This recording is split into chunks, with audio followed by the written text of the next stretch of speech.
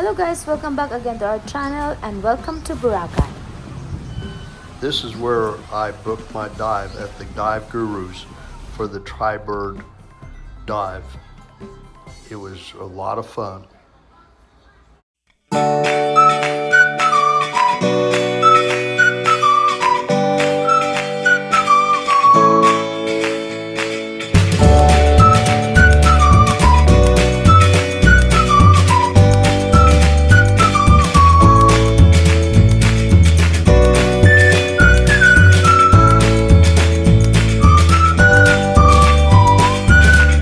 Okay, so our low and air later is 50 bar.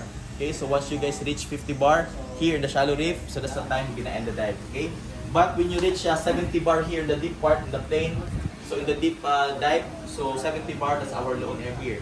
Okay, but if we still have enough air, so we go here, so I'm gonna reconsider that to 50 bars. Okay, just to maximize our time. Okay, so once you guys hit that low and air, so what we're gonna do, I'm gonna shoot up my balloon, then we're gonna start our safe and slow ascent.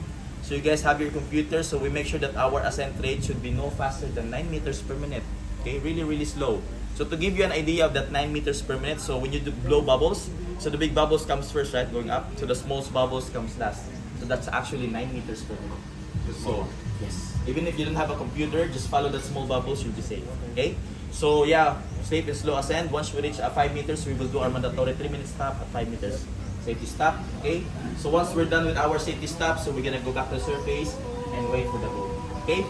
So while waiting for the boat, I want you guys to hold tank together. So Mike, you're gonna hold my tank at the back, Daylan at the back. So we're gonna like a train. So we're gonna face the boat.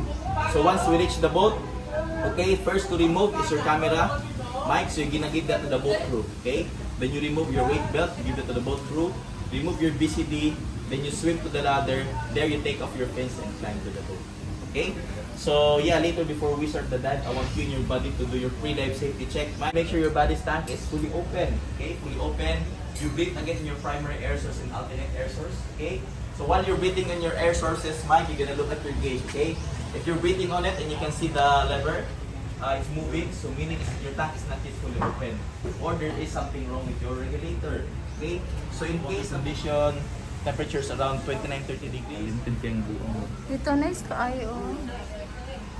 Dagan pa ni mama ko may shipwreck o. Going na. We're ready to go. The-charge na naman nila sa atin na magkamahal-mahal yan. Or tama ba? Hindi yan.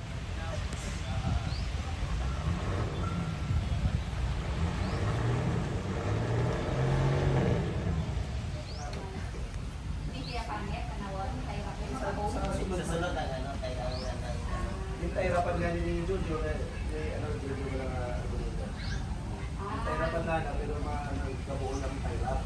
Kung kinuhaan nila, di ba, ano, kahirap.